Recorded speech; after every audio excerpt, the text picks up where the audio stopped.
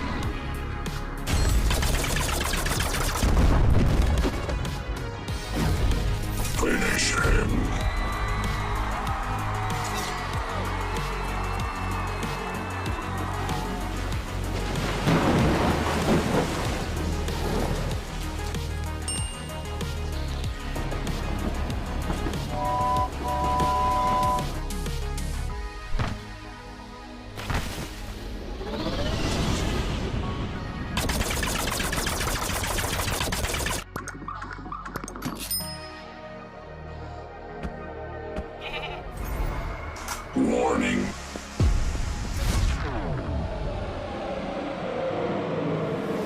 Game over.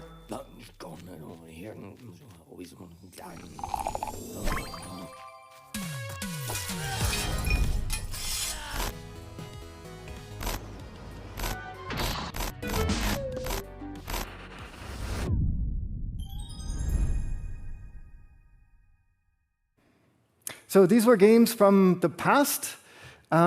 This year, we have a class of 88 students divided into 15 teams who are carrying the torch forward and have developed 15 amazing games.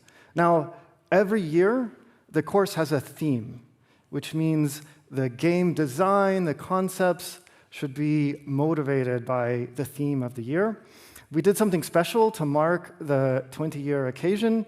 We assigned each team a theme that was used in the past. So this time we have 15 games, each with a different theme. So we're going to jump in and see the student presentations, one presentation about each game, ordered by the year the theme was used. As soon as the presentations are over, you in the audience, the ones watching online, will have the chance to vote for your favorite, to select the audience award. And then we have a jury award, which will be given based on evaluation of all the games by a jury of expert game developers. Then after the awards, we have all of the games set up downstairs. We have a very nice vernissage, so you can play the games, talk to the students, and enjoy the evening. So with that, I think it's time to jump in, and we will start with the first team, which is the theme of historic places and events. And I'd like to invite the Chernobyl Hook and Shovel team up to the stage to give the presentation. Let's first take a look at their trailer.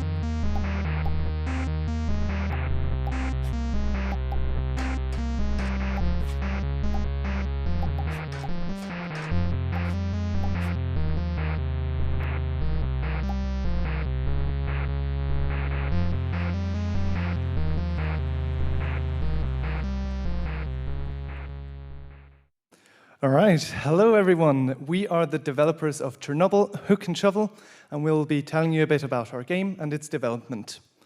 So as you can see from the trailer, it's a two-player co-op game. It's a puzzle platformer, and since the theme was historic places and events, we were inspired by two people back in time who were tasked with cleaning up the disaster left by Chernobyl. Of course, we added many more things to that. I'm pretty sure they didn't actually hop over acid pits with their shovel, but yeah, that's the idea. Another thing we wanted to add to the game was speedrun friendliness, so that meant like hard but consistent platforming sections, and we also added a speedrun timer.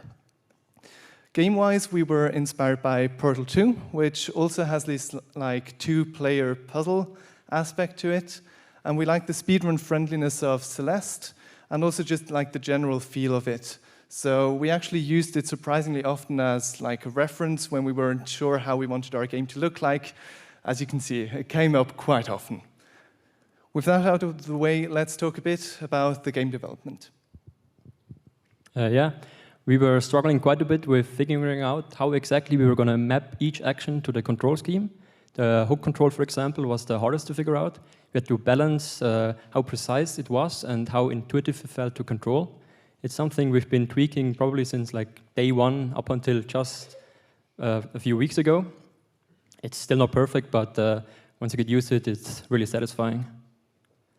Another thing that was tricky to get to work were the 3D models. Monogame doesn't natively support 3D animations, so we had to find a library for that. Also, sometimes the shading was just completely off because of something that went wrong when exporting from Blender. Once we finally got it all to work, though, it really made the whole thing feel more like a proper game, especially since before this change, our characters were just red and blue rectangles. Our final struggle was with the level editors. So we started out using Tiled for level design, but we ran quickly into some issues when it came to creating entities and setting different tile types. So we decided to try out LDTK, and we realized it was a way better fit for what we were trying to make.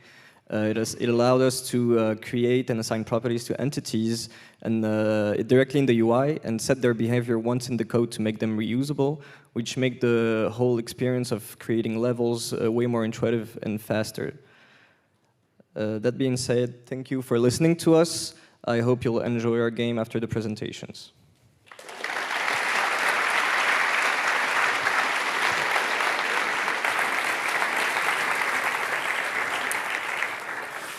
Wonderful, thanks so much. In 2011, the theme was attraction.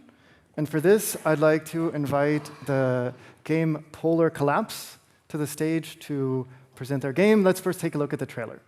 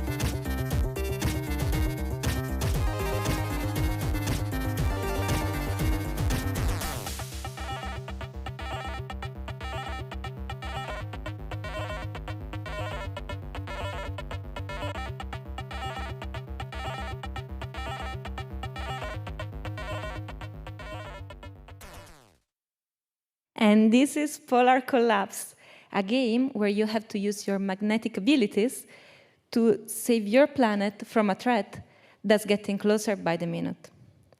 An alien planet made its way into our orbit, and you have to use your special abilities to destroy its core and save humanity.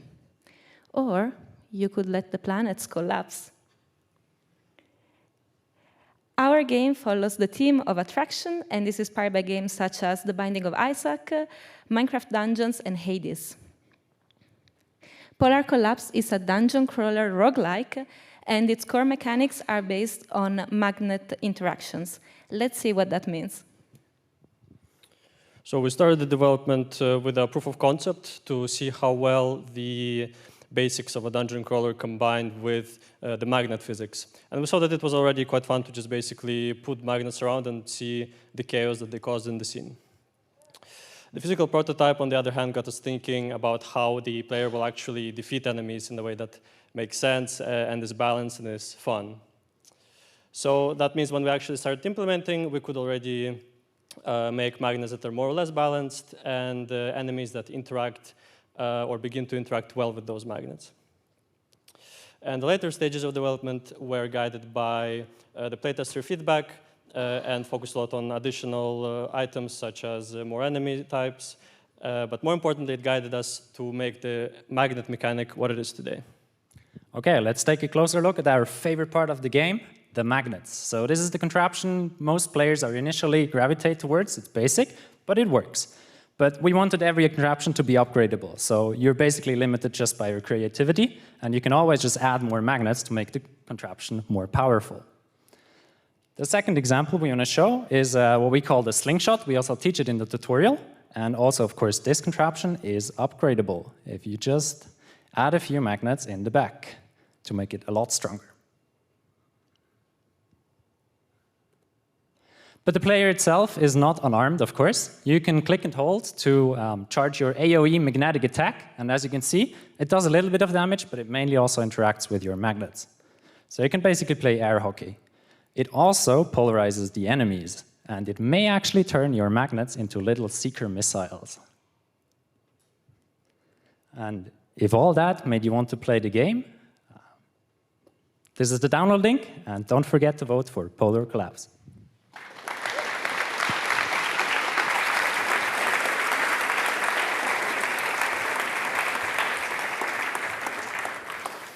Wonderful. Next up, in 2013, the theme of the Gamelab was dreams. And this year, we have a fantastic game called Dream Ward using this theme. Come on up while we watch your trailer.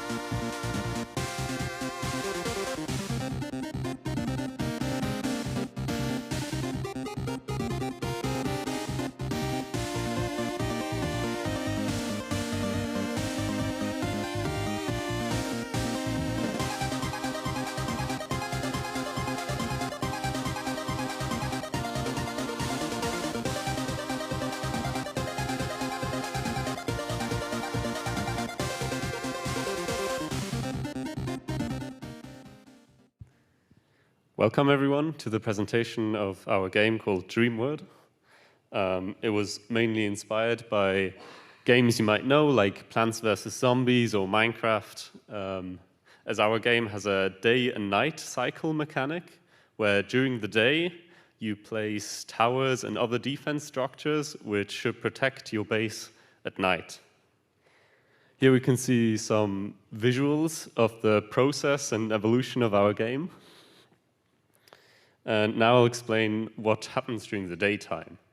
During the daytime, the player gets a randomly assigned hand of cards with which they can design the map. So they can place towers on the map and other barriers and structures.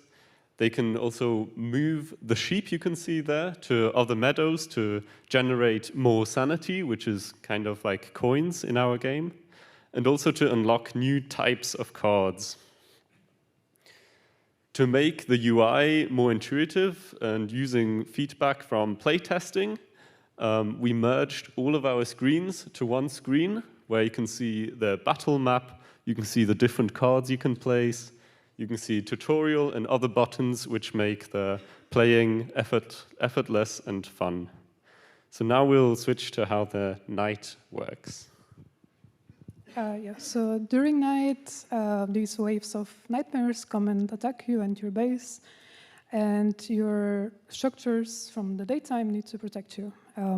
Every night, these new structures get tested, and one of our key features was that for the monsters, we wanted to have smart pathfinding to make it as challenging as possible for the player.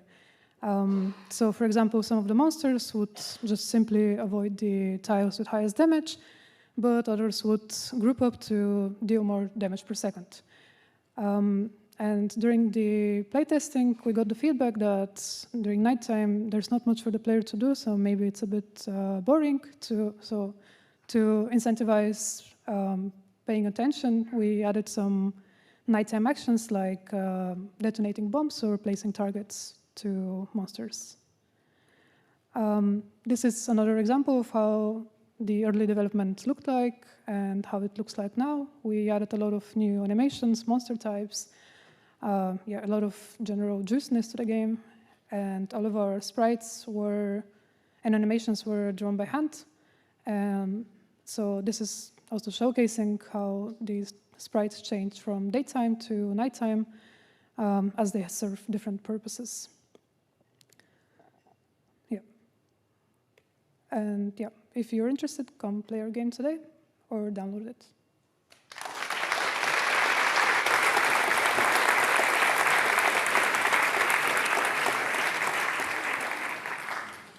Thank you very much. Moving on, the next theme in 2014 was the seasons.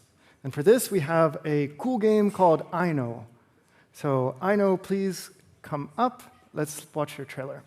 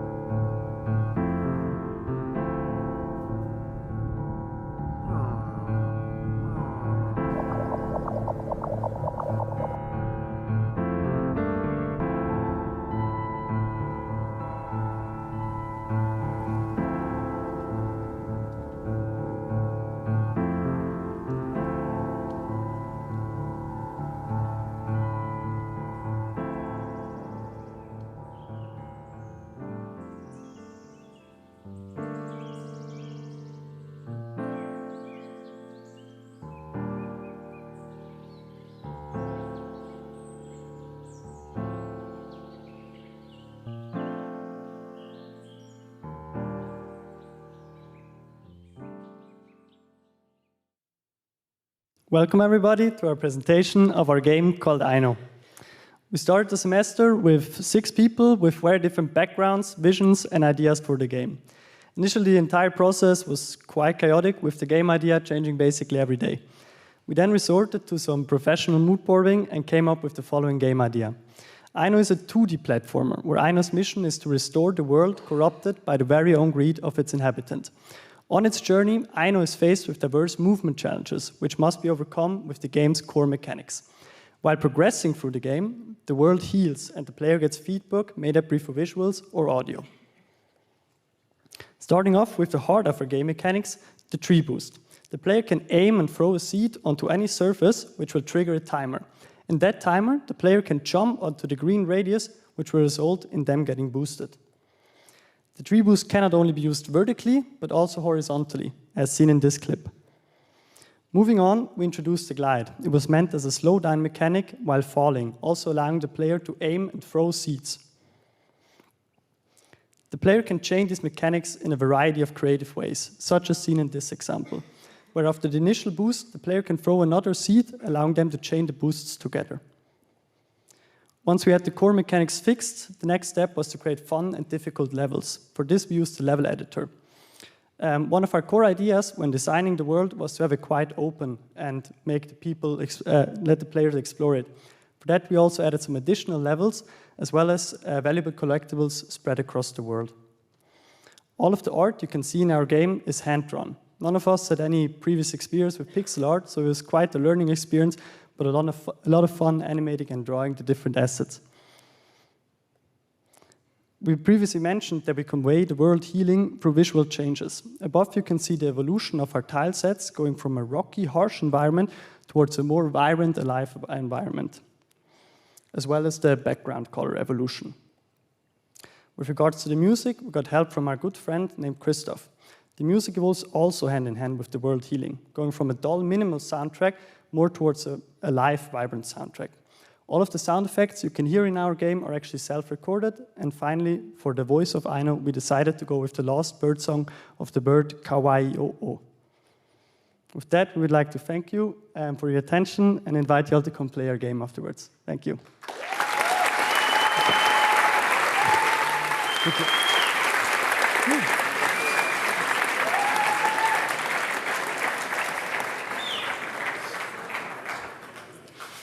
Great. So the next theme on our list is the jungle. This was from 2017. And based on this theme, we're going to see a great game called Hypernatos. Come on up. Let's see your trailer.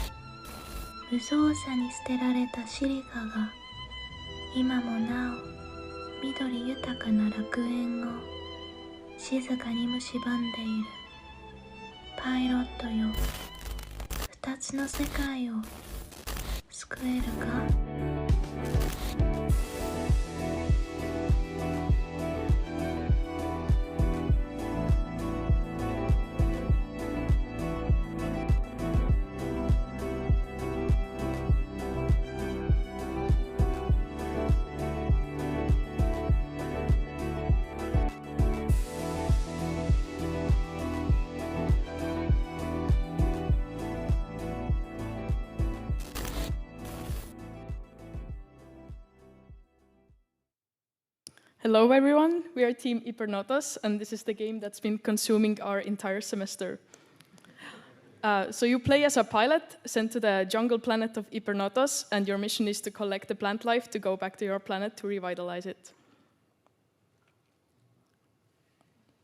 Our game is a single-player Souls-like adventure shooter, so if you enjoy games where you have to die a lot, then this game is definitely for you.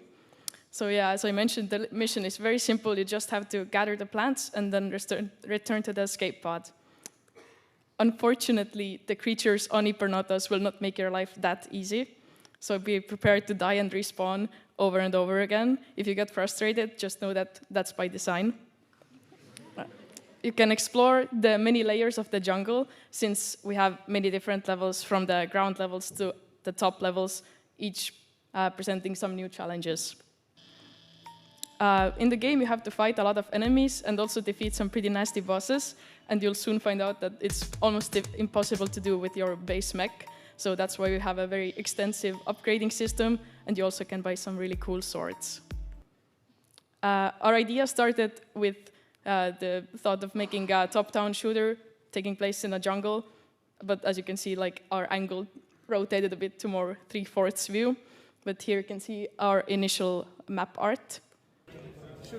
Here's our incredibly professional paper prototype to show like the gameplay loop that we have imagined.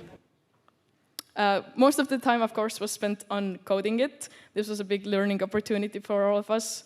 You can see we had some pretty huge bugs, but overall, we arrived to a game that we are all really happy with. We have way more content than we imagined that we would have, and the story is actually pretty in-depth if you can check it out. Another thing we're really proud of is the art. Like everything you see in the game is hand-drawn by us, from the characters to the weapons, and of course, our map. The map is made using the software called Tiled, which allowed us to make our own custom tiles and assemble the many rooms that you will see during the game. To make the game more rich, we have an original soundtrack consisting of 3 main tunes, and you need apparently a beast of a computer to load this, since it takes 25 gigs of RAM. So thank you. Come play our game, see if you can survive.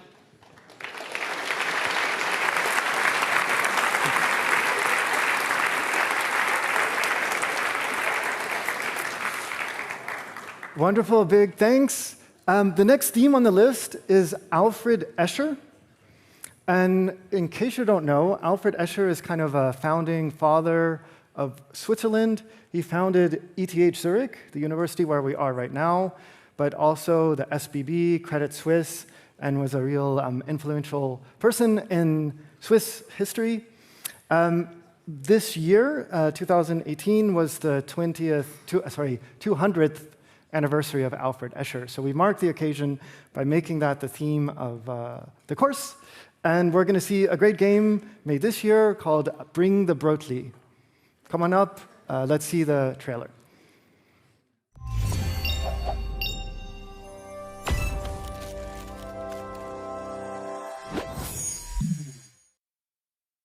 Switzerland, 1850. The Spanish Brotli barn.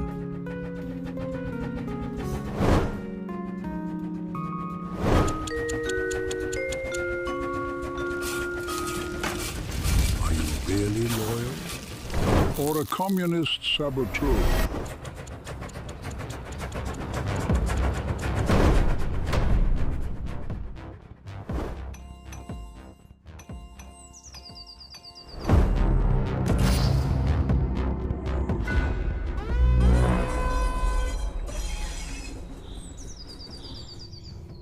Trust no one.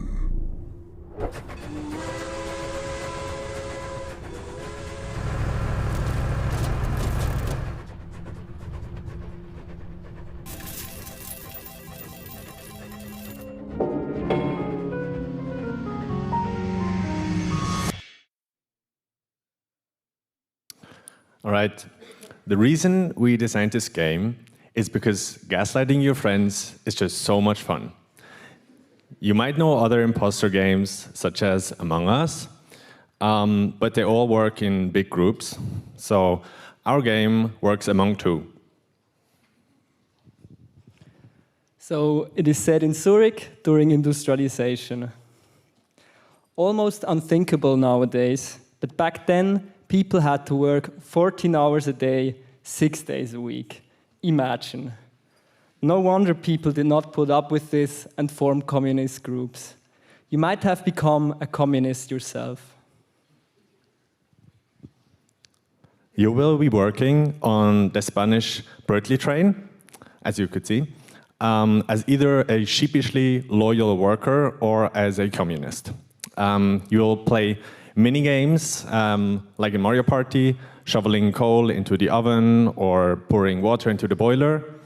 And most importantly, you will be baking the Spanish Brotlis, so that they're fresh, tasty, and on time for the elites in Zurich. Or that's at least what loyal workers do. Communists can decouple wagons, poison the Brötlis, or even crash the train. But be careful when performing such sabotage acts. If you get caught by a loyal worker, they can immediately report you. To make matters worse, our game is played on one shared screen. But to all loyal workers out there, don't just go around and always report your teammate. There might be no communists at all, and reporting innocent workers will leave you ashamed for your paranoia. The gaslighting may look like this. So say you are a loyal worker, then you might imitate some communist behaviors. If your teammate is also a loyal worker, they might find this suspicious and vote you out, losing for their paranoia. If on the other hand, you have a communist as a teammate, they will be thrilled with your behavior and not vote you out probably, which is pretty suspicious, so you can vote them out yourself. Now the catch is, what if your teammate actually replicates this behavior? Yeah, isn't that fun? So, okay. We have no time for this. So I would say grab your most gullible friend and bring the Brötli next up our desk. Choo choo!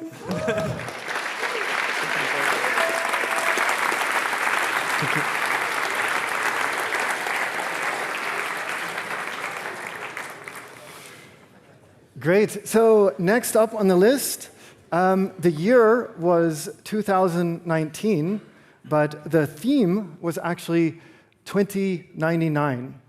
And the game is called WorkPod Escape the Simulation. Let's have a look while the team joins us on stage.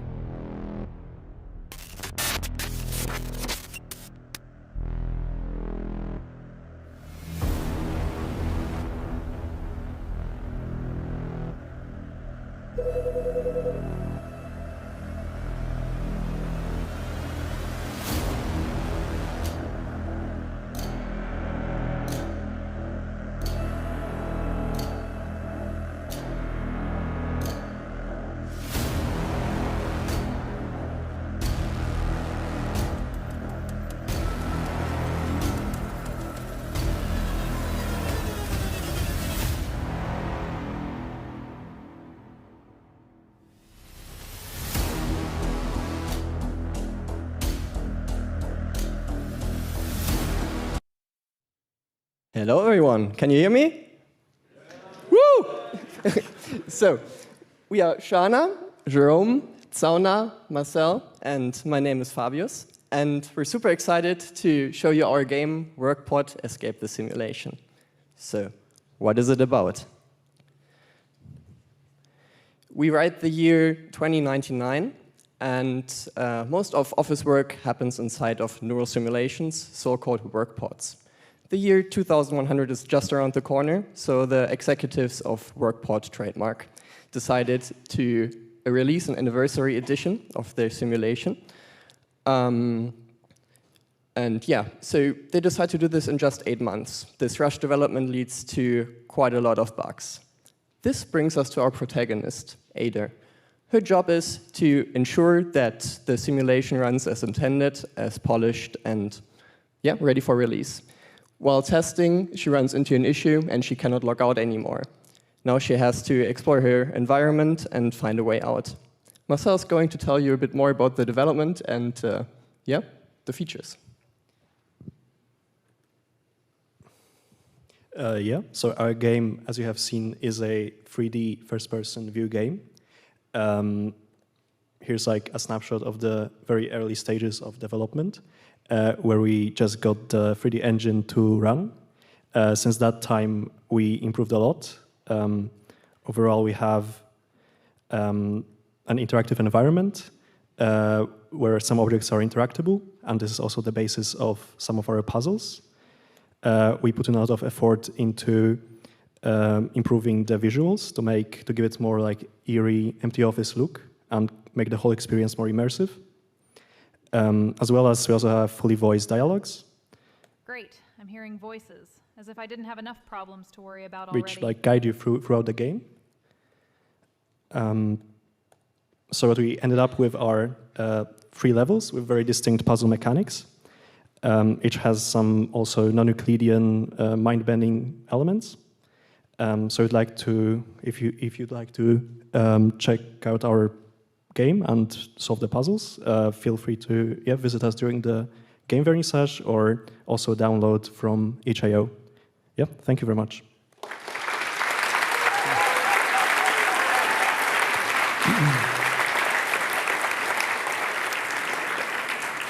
Great.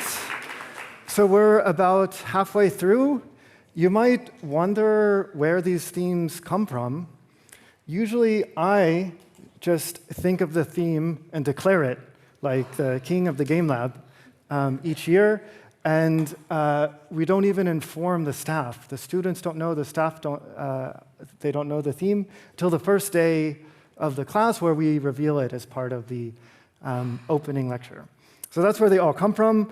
The next one on the list is a very cool theme. It's the circus.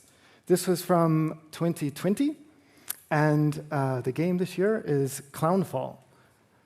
Come on stage, let's watch your trailer.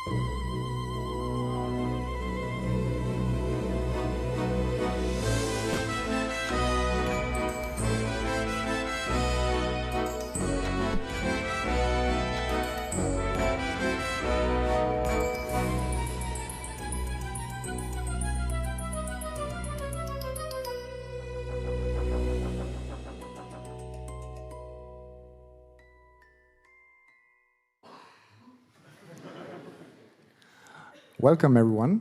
So nice to see this many of you here. We are Team Clownfall, a roguelike platformer generated in this year's Gamelab.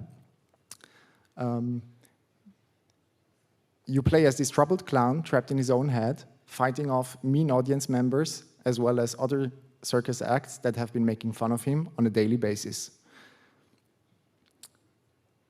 When we found out the theme of our game is circus, we wanted the core functionality to be fluid, circus-driven movement supported by realistic object interaction physics. We wanted that playing feels like actually performing an act in the circus. To survive the circus, you have to move like a real performer. We build movement physics entirely around circus props. You will use trampolines to launch yourself higher, cannons to fire yourself across the map, and trapezes to swing over hazards. And lastly, trapezes to carefully balance over traps. Every mechanic is physics-based, making movement feel dynamic and intuitive.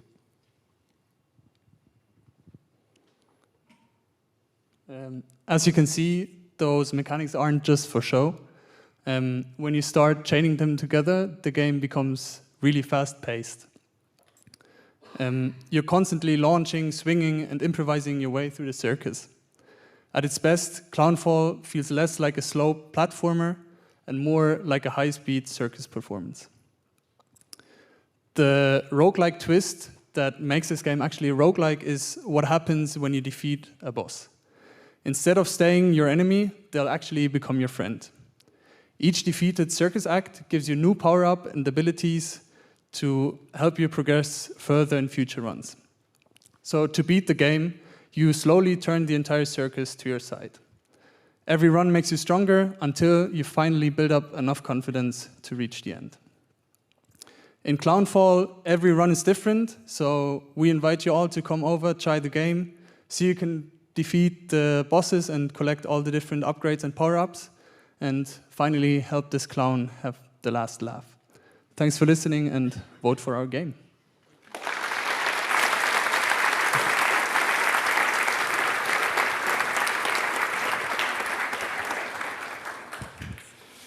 Wonderful. So in 2021, the theme of the Gamelab was the famous Grimm's fairy tales.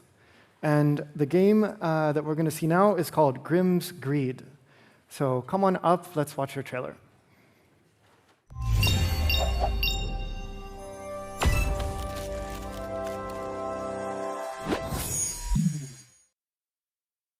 In an old library in a nook, beneath the cobwebs sat a book, which due to time saw its ink pale, but with potential to tell a tale.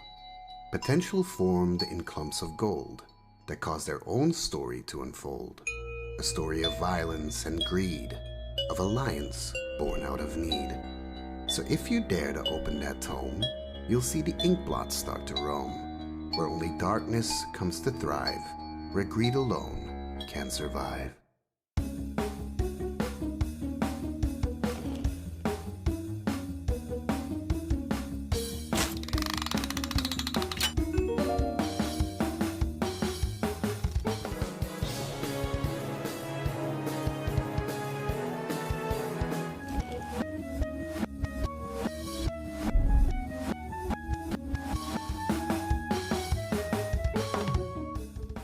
So, will you dare to open the book?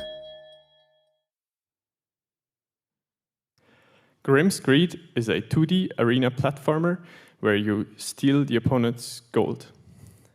The twist is that the more greedy you are and the more gold you carry, the slower and more vulnerable you become. We built our game in a way that it is very easy to learn and also fun for non-gamers. But how did Grimm's Greed come to life? First, we built a physical prototype, which turned out to be surprisingly fun, and which showed us that the gold stealing and penalty mechanics had some real potential. Our first implementation had, however, several flaws. Crucially, movement felt clunky, and since moving is crucial to Grimm's Greed, we decided to put a lot of effort into overhauling and fine-tuning movement so that it would instead feel satisfying, fun, and rewarding for the players. Early gameplay was also stale and kind of lame, so we decided to put effort into making several maps that would, through their design, encourage instead engaging and fun gameplay. We also noticed early on how important the mystery boxes were in making our game more fun. And thus we developed more and more such features that could be picked up in the mystery boxes, and we ended up with 10 different such items, ranging from power-ups all the way to global modifiers, meaning that the people picking it up could have both a negative as well as a positive effect, which makes the game more fun, but also gave us the opportunity to make the game more balanced. Here you see an example of such features. This is the flip map effect, which turns the whole map upside down.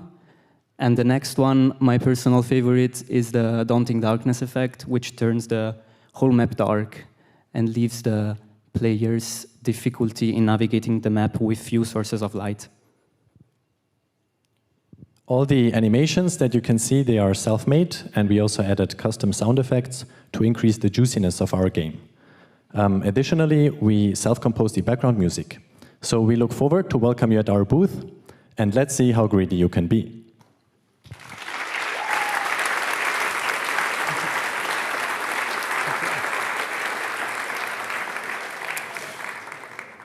Great. So in 2022, the course became quite popular, and we had an influx of students, so many that we decided to choose 3 different related kind of sub-themes that year.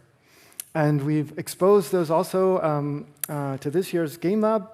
So the next theme, which was part of 2022, was sand. And the game we're going to see is Red Sand Ranch. We'll play the trailer while the team comes up.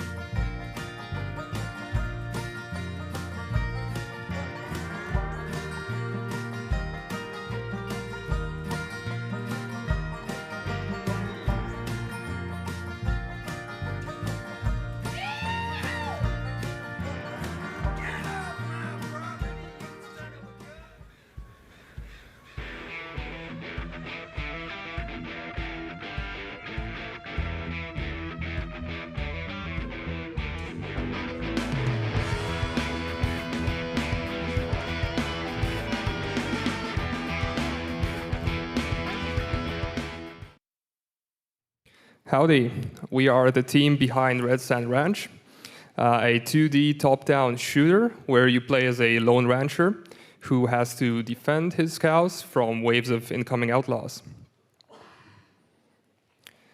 It is a single-player game designed for one controller, and there is no end goal in sight. You just try to survive for as long as possible by protecting your cows. You can do that by shooting or punching the outlaws or herding them away from the outlaws using gunshots or your dog companion. Just be careful not to shoot your own cows in the process. So for our gameplay loop, at the beginning, you have a timer. There is a great opportunity to guide your cows away from the outlaw. Then the fun begins by basically killing the outlaws. Each day has around 3 waves, and with each passing day, the outlaws get tougher and tougher. At the end of each day, you get milk from the cows who are still around. This you can use to buy upgrades, for example, a shotgun, faster movement, improve your gun stats, or even more cows if you really want to. For the goals, we set up 3 main goals. The first one was the balancing the combat and shooting mechanics to enable the herding. Then having an appropriate difficulty curve, as well as making it fun and replayable. For the initial ideas, we already had the core concepts, one of them being a dynamic herding mechanic with the cows, then a mini-map to keep everything visually clear for the player, as well as an interesting and engaging moveset for the outlaws. During our physical prototype, we approached it with a turn-based gameplay because it was hard to simulate everything from the computer. And here we already realized it was really engaging to have not only our cattle being herded away from the outlaws, but also towards them to basically overrun them. For our interim release, we basically had the core gameplay loop already implemented, meaning we have the outlaws stealing the cattle, we have the shooting, as well as the cows reacting to everything. We also had some wacky aspects as floating rocks, as we can see here, or cows being used as projectiles. During our alpha release, we have everything implemented from different outlaw types. We also added the dog as well as a minimap. For our jury release, we added more quality of life features as well as a banging soundtrack. And that's basically it. Thank you for listening, and maybe you can play our game afterwards. Yeehaw!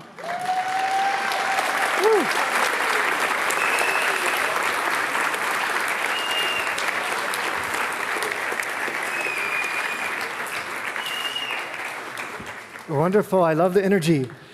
The next theme, also from 2022, is the sea. And the game we're going to see is called Deep Sweep. So come on up, let's watch your trailer.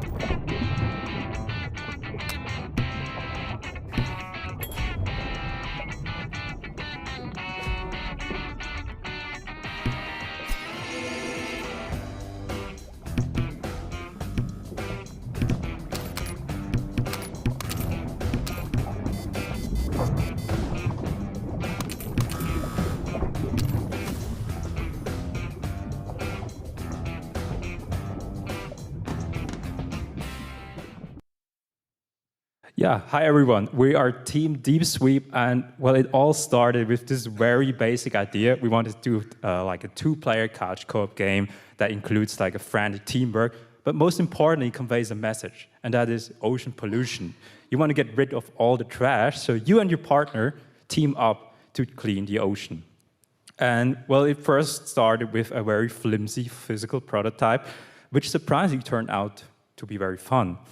And then we had a very plain-looking demo, which worked. But yeah, as you can see, it's not that interesting. Over all the releases, we improved it upon iteration, and now it looks like this, which is compared to the first demo, well, really polished.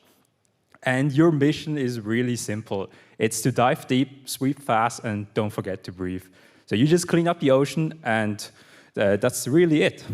And to help you with that is we have some mechanics in place. That is the knife, so you can use it to cut like obstacles, or maybe use the hammer to trash to make a barrel into two single pieces of trashes in case your partner doesn't want to help you. And arguably one of the most important tools is the basket, so it lets you carry up to multiple single pieces of trash. Don't forget the player dash ability. It's always needed in every game, I feel like. And the shop, it lets you progress further by buying upgrades and maybe replacing your tools. And save the turtles, right? Maybe use more paper straws as well, I don't know. We are really proud to say that all our visuals are hand-drawn, and also we have really satisfying player movements, especially with the dash. Combine that with a procedure word generation that changes your games every time you load it up. We created a very chaotic, challenging, but also very fun game to play, although you maybe just played for maybe 2 to 10 minutes. But all is well, and we also had problems, right? So the procedure generation was too easy in the beginning, then too random, and maybe it's too hard, then it got too hard, and maybe now it's balanced. That's up to debate. And some honorable mentions are also asset creation animation. None of us really have experience in that, but it turns out it takes a lot of time and effort. And let's don't start about interaction hitboxes. But yeah, what can I say? Come sweep the deep and maybe beat our high score.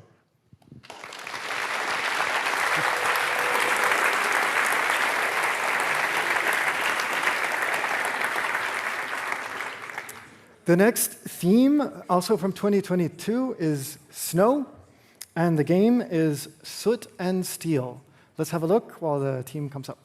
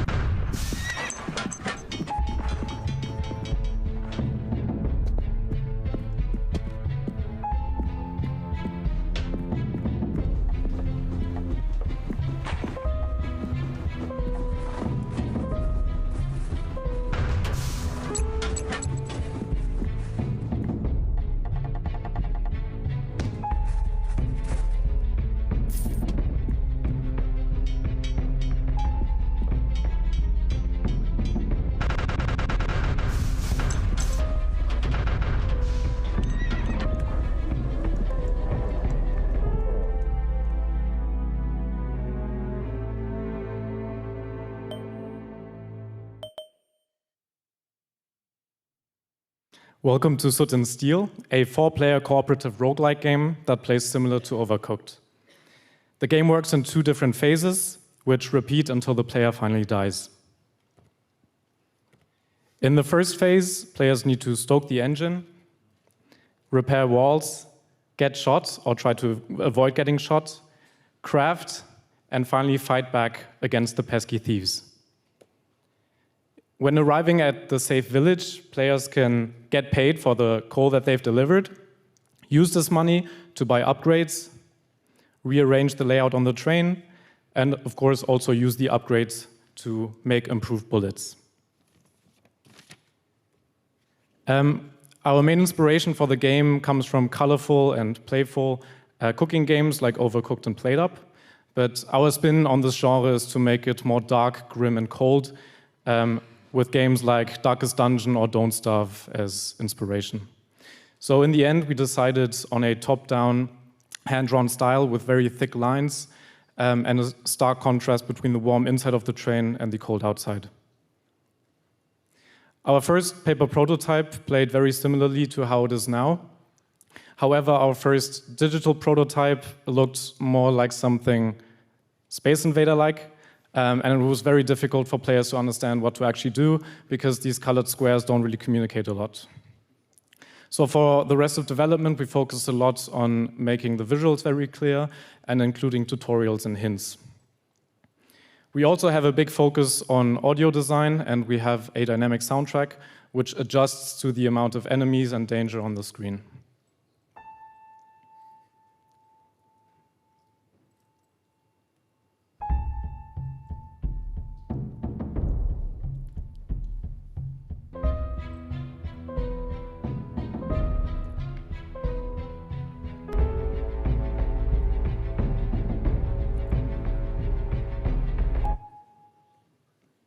You can download the game already on itch.io, and we hope to see you later at our booth.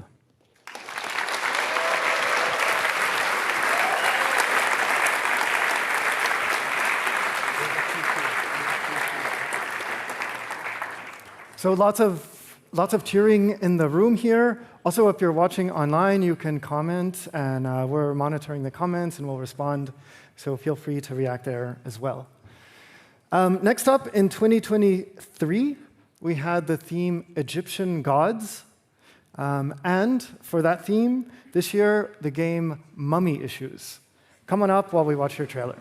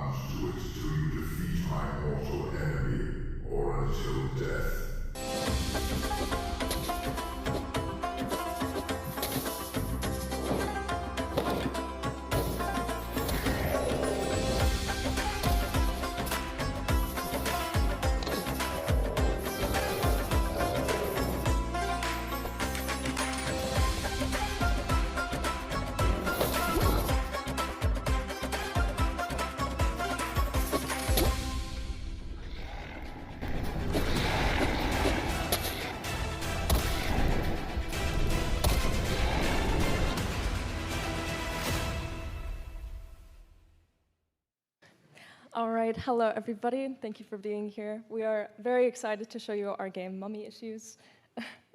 So, we were initially given the theme Egyptian Gods, and from this we were considering mummies, undead creatures, and things of the sort, but we eventually settled on this concept of a mummy constrained to an obelisk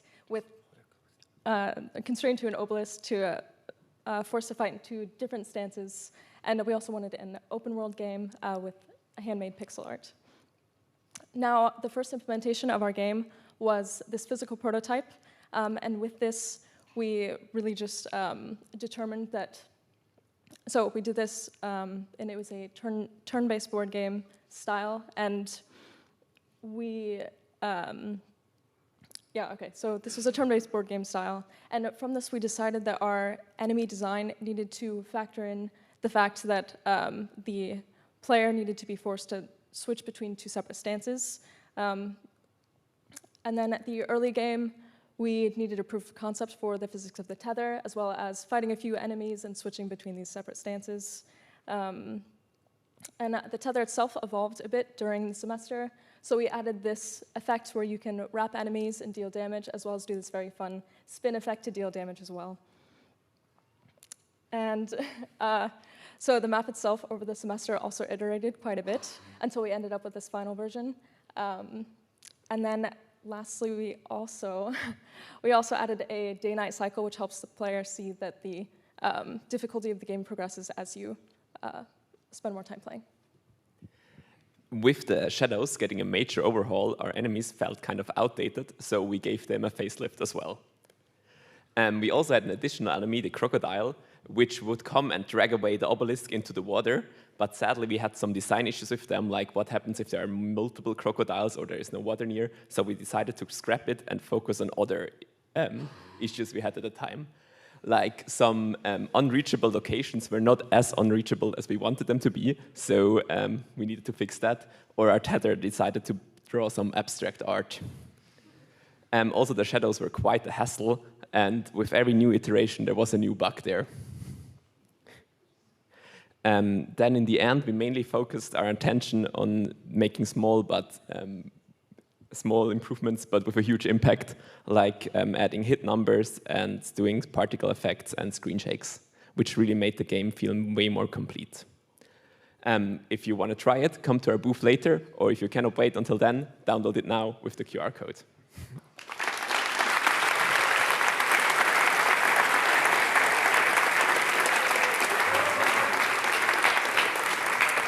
Well done. Next up, we have 2 to go. Next up is from 2023, the theme Norse gods this time, and the game Tafelheim. Come on up, let's see your trailer.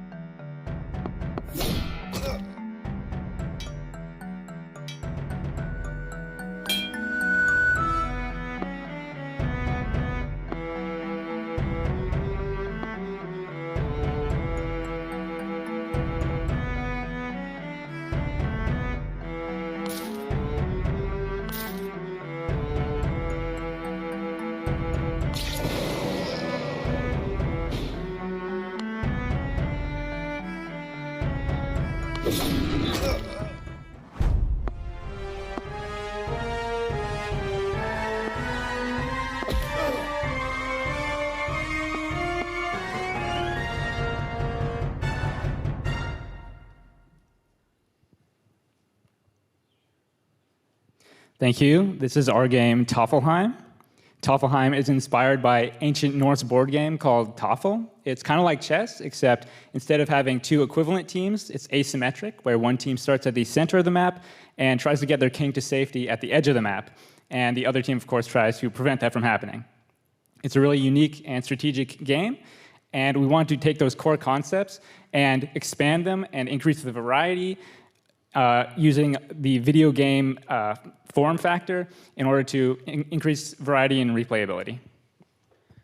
From there, we wanted every match to be part of a larger single-player campaign, where every run will feel and actually be different, thanks to different type of pieces, active and passive abilities.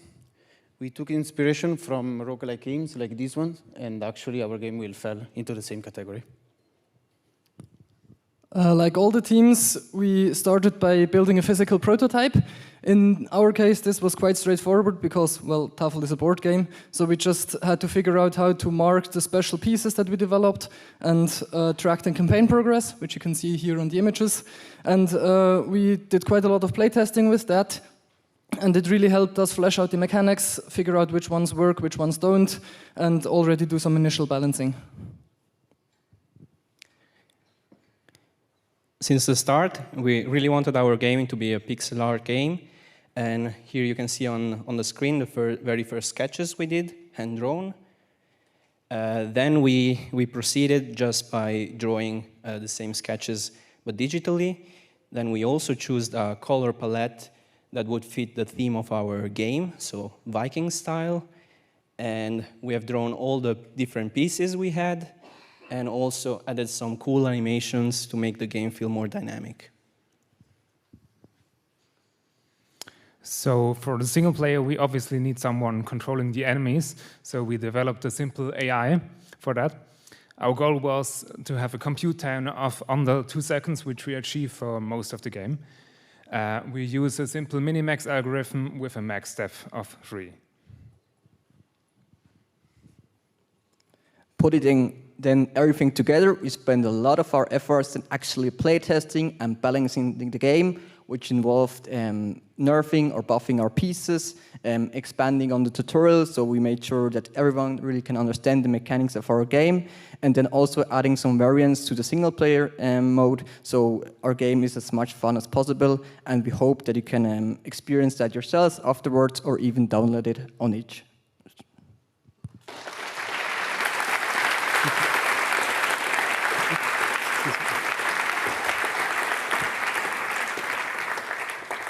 Okay, this brings us to our last student presentation, last but not least.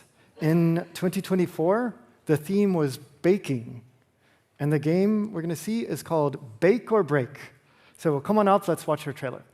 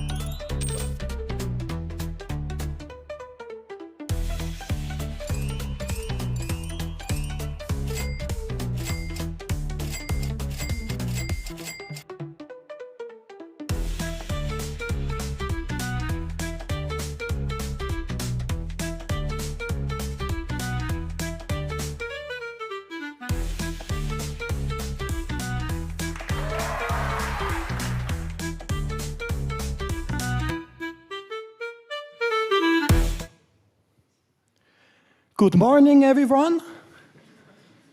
I know we are the only team standing between you and the Apéro outside, but luckily our game is all about food. And I promise you, if you vote for us, the Apéro will taste twice as good. With that being said, let's look at our game. In green, you can see our oven, where you need to bake your tasty pastries. You have the pink ingredients at your disposition, and in red you can see the recipes available, for example, with sugar. During the game, you have basically two tasks. One is to provide your loyal customers with your tasty pastries, and the second one, you have a really, really greedy landlord that constantly raises his rent. And if you're unable to pay up, it's game over. I'm going to give you a quick look into the development progress. So these were the very first ingredient assets that I drew, and as you can see, very unpolished. And then we, of course, by the end of the semester, had much better assets for our ingredients, looking much, much better, not drawn by me. And of course, we didn't only do visual changes, we also added a lot of new features, but with new features come many new bugs, so we had to fix those. And the jury apparently didn't know there was an end to our game, but there are actually two ends to our game, and one of which is baking the final wedding cake. And also a very cool feature of our game is the Discord rich presence, so you can see your friends playing the game, what level they're on, and for how much time they've played the game. So, why should you play our game? First of all, we have very big numbers. It's very cool. Then, we also have next to no bugs. We have Discord integration, and we have fast build times. At some point, our game only took about 1.5 hours to build, which is very nice. And we have a realistic economy simulation with an average inflation of about 640% per week. So thank you for listening to our presentation. And we would like to see you at our booth afterwards. And thank you again.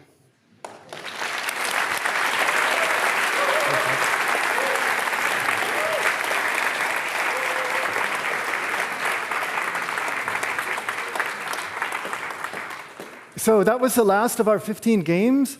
It's truly an amazing feat what the teams have done. Not only do they have to have an brilliant idea for creating a game, to do the game design. They have to do the software engineering, the programming, create all the art assets.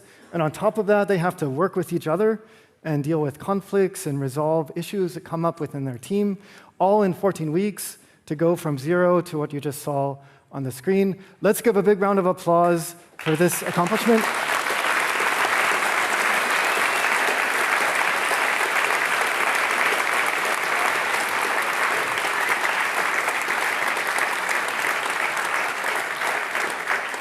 So next up is your opportunity to give feedback by voting for your favorite team in the Audience Award.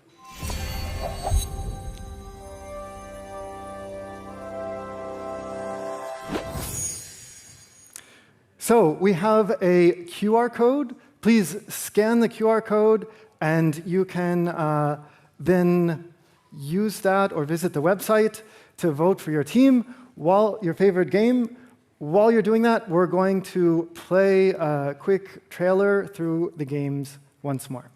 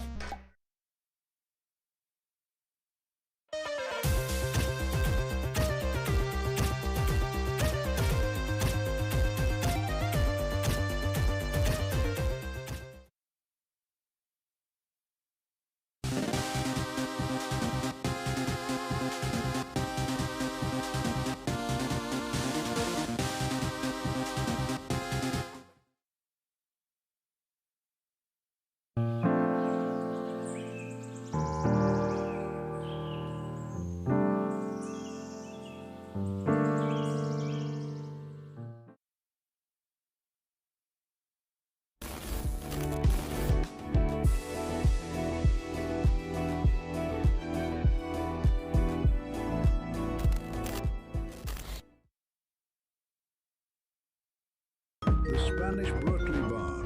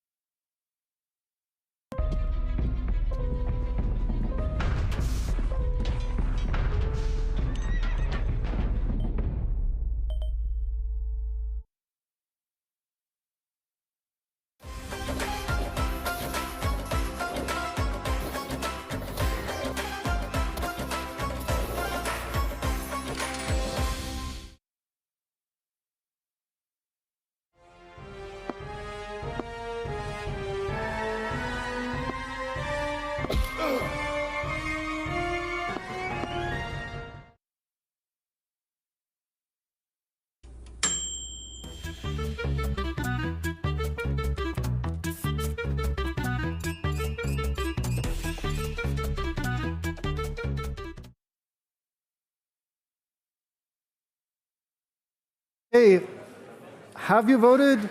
We're going to play them one more time just to give everyone a chance. Let's do that. This is your last chance to vote. If you're in the room or watching, don't miss it.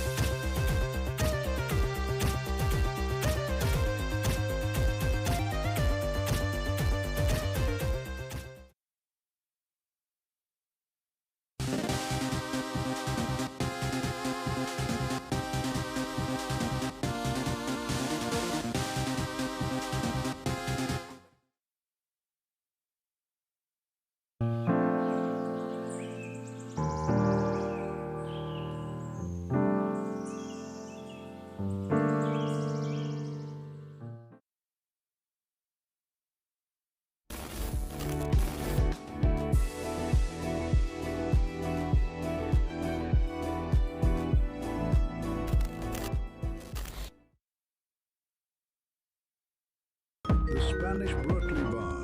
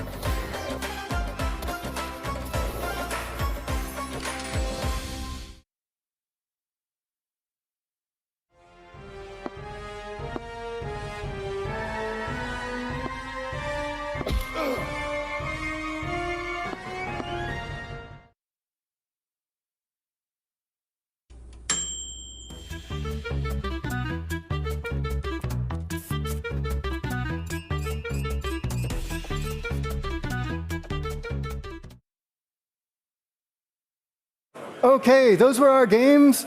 We're going to close the voting in 3, 2, 1, closed. So, hope you voted.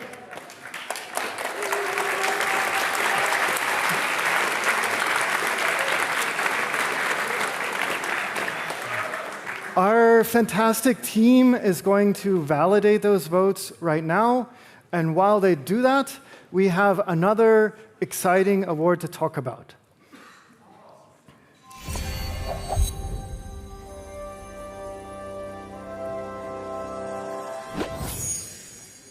So the jury award is decided not by the audience, but by a team of expert game designers, expert game developers, artists. And we're very happy and fortunate to have the support of a AAA game studio called Studio Gobo, located in Brighton in the south of England. They've worked on some fantastic titles like Hogwarts Legacy, and they're really expert Olympic-level game developers. They tested all of the student games. We're very fortunate about that. Here are some photos of that playtesting that happened just recently. And to tell us about the playtesting and to announce the jury award, I'd like to invite Nick Grover on stage. Nick is head of QA at Studio Gobo. He's a super nice guy. He's been helping out with the Gamelab for the past 8 years, and the whole studio even longer than that. So we're really fortunate to have Nick and their support. Nick, welcome. Take it away. He's going to tell us, say some words, and then we're going to announce the awards. So please, go ahead. Thank you. Let's just... Thanks, Bob. Thank you. Yes. I was told to make sure I was close enough to the microphone. And I think I am. I can hear myself all too loudly. Just before I get in, I just want to acknowledge, like 20 years is quite an achievement for this course. games is actually quite a young industry as it is, and 20 years ago there weren't so many places offering the chance to study game development. So the fact that it's still going, the fact that it's got so much bigger and gone from strength to strength is a real sort of testament to what Bob and his teams, past and present, have done. So I think there should be a round of applause for the people who've been running all this.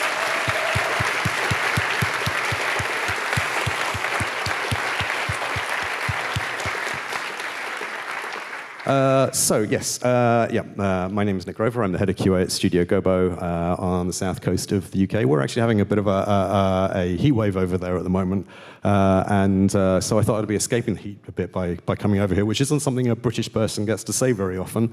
Unfortunately, it seems you're having a bit of a heat wave as well, but you've got better air conditioning, so I'm still counting that as a win.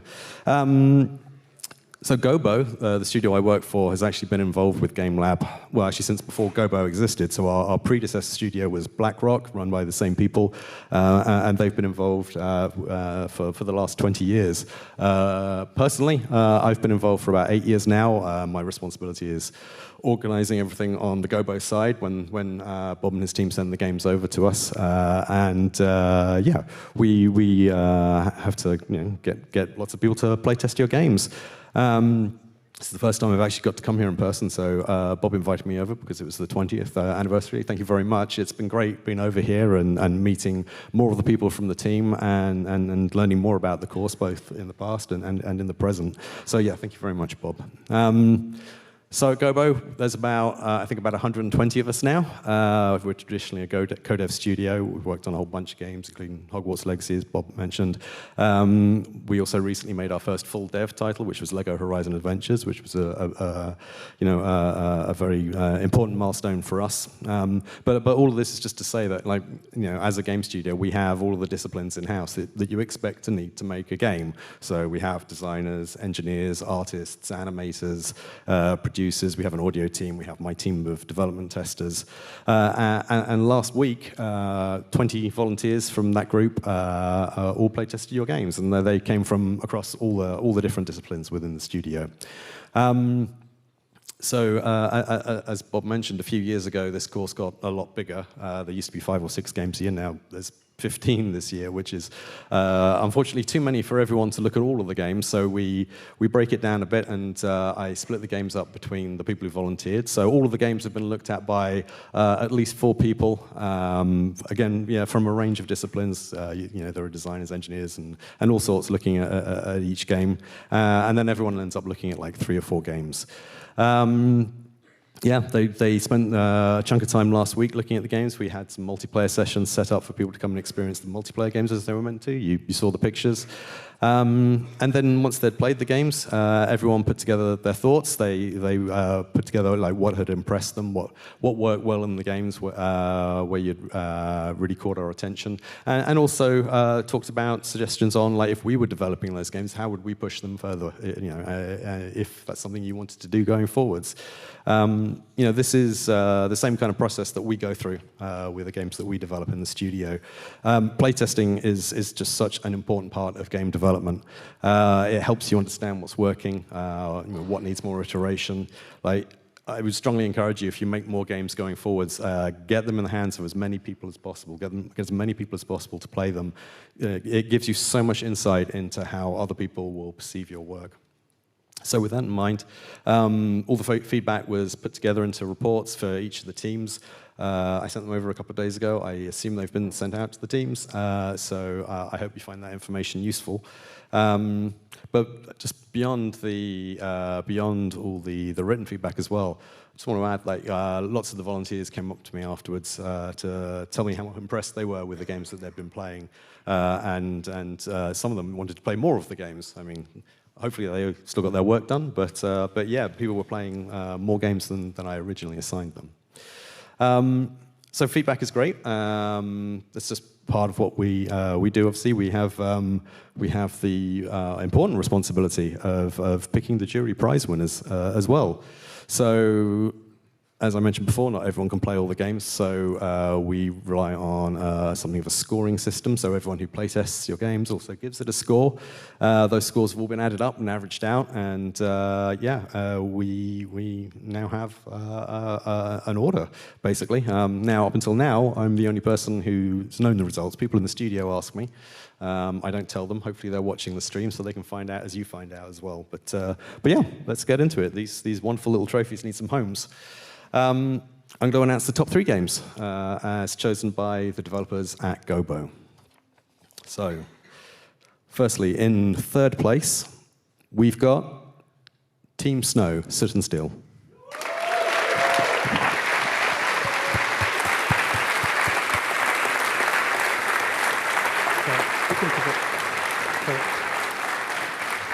So we're going to deliver these awards that say Gamelab Jury Award. This is the Bronze Award. Congratulations. And we'll take a quick photo. Let's just come over here so you're in the light as much as you can. Like up, no, next to me, like this. Yeah, perfect, perfect. Scrunch together, close, close, close. Hold up the award. Wonderful. Thank you. Thank you. Congratulations. Well done.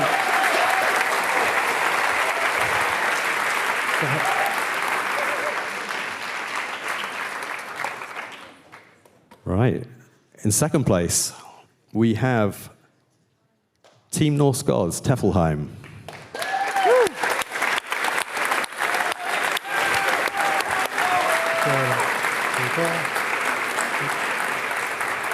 Congratulations. Well done. Fantastic. There you go. Wonderful. Okay, again, same program. Come up here, please. Close, close. Nice job. Thank you. Good job. Wonderful.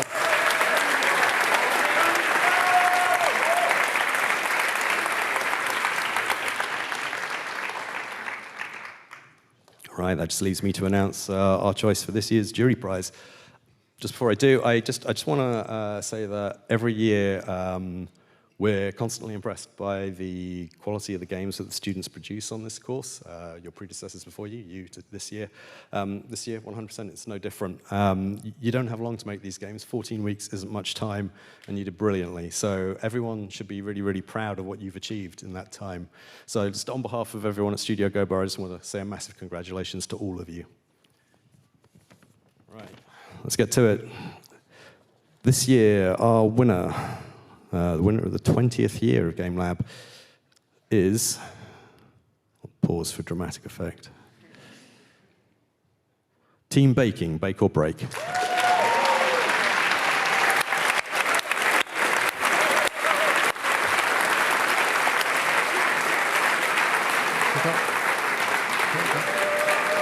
Congratulations. Oh. Well done. Here you go. There you go. Wonderful. Okay. Again, let's pose. Come close, close, close. Wonderful. Okay.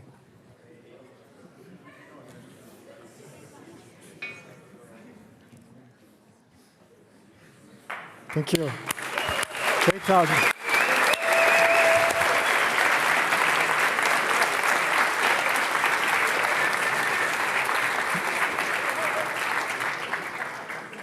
Well done, everybody. I just wanted to say one last very quick thank you. Thank you to Bob. Thank you to the team for having me. It's been brilliant. Thanks to all of you for letting us play test your games. I have a bunch of volunteers that join us every year on this because they love seeing what you guys have made. So thank you. Happy 20th anniversary. Here's to 20 more.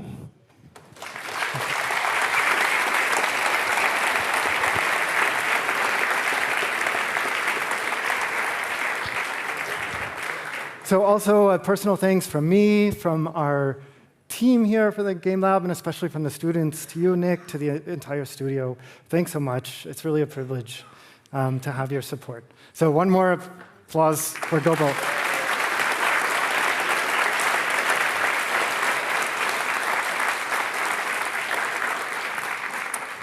So I have been told that we have a valid voting result for the audience award, and I'm being handed the envelope right now. I'm as anxious as all of you to learn the results, so let's find out. We're awarding, like the jury award, a bronze, silver, and gold medal to the 3 winning teams. I'll start with bronze. The winner is Aino. Congratulations. Come on up. Here we go.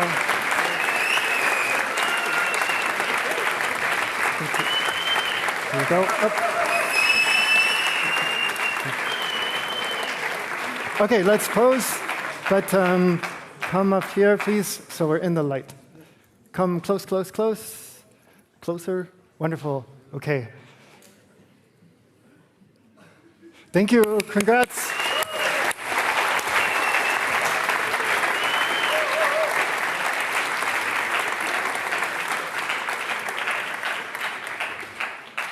Now, second place, the silver medal audience award winner is Grimm's Greed. There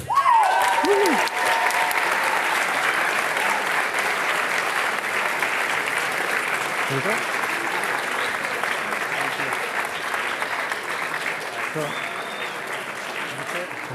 There we go. Okay, photo time. Over here, a bit more. Perfect.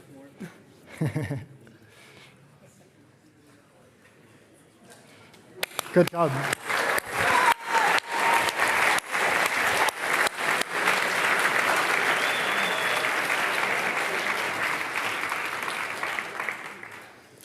And finally, coming in first place, the gold medal. Let me first say we had 752 total votes. That's a record for the Gamelab, so thank you to everybody who participated. And the first place prize goes to Soot and Steel. Congratulations. Woo!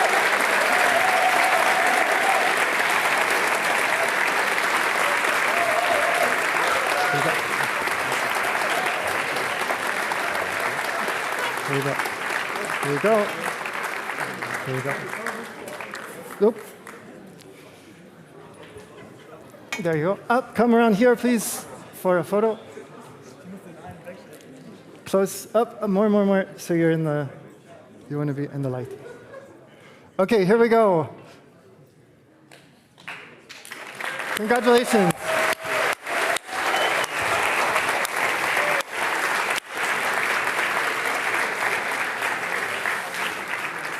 So, of course, every team is a winner. I'm extremely proud of all of the teams, so thank you from me and also from the other course organizers to each and every one of the students this year for the time and effort you put into the course. You make us look good. I also wanted to give a big thank you to the TA helpers who have put in a lot of time and effort, especially Berga, our head TA, who really is so dedicated and so wonderful. So big thank you to all of them.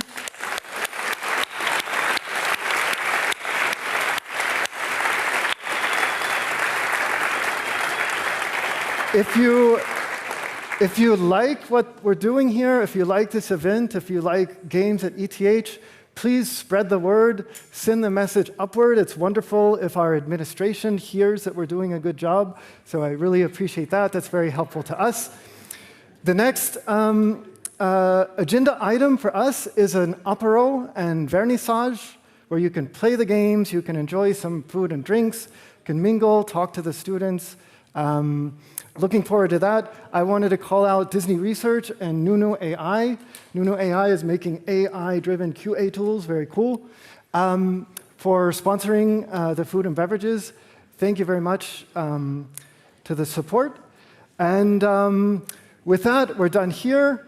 Goodbye if you're watching online. If you're here, let's head downstairs to the left when you exit the room for the Vernissage.